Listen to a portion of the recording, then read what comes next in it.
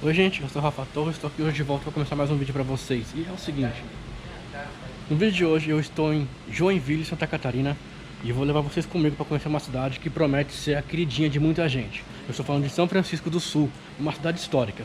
Então, se você já curtiu o tema do vídeo de hoje, não esquece de deixar aquele like aqui embaixo e já se inscrever no meu canal. Go!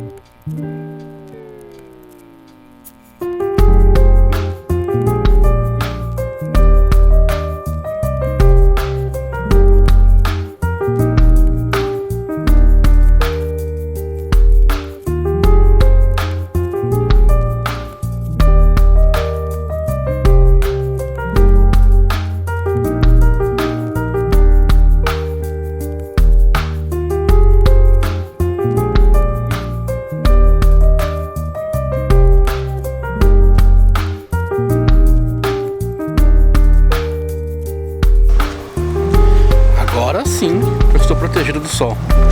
Ó, quem vai gostar disso aqui é o Luigi.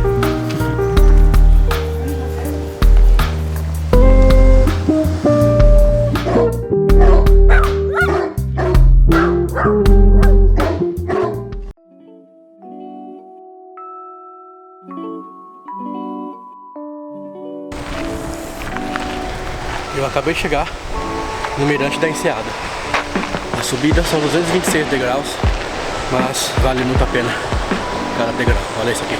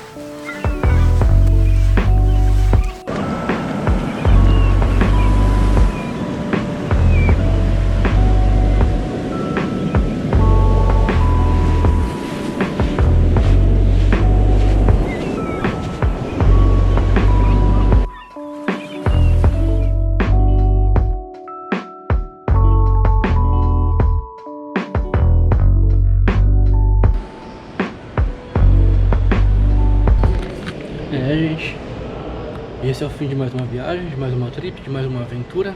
Espero que você tenha gostado do vídeo, que possa ter te motivado a conhecer São Francisco do Sul. Se você gostou, não esquece de deixar aquele like aqui embaixo, compartilhar com seus amigos, se inscrever no meu canal e até o próximo vídeo. Tchau!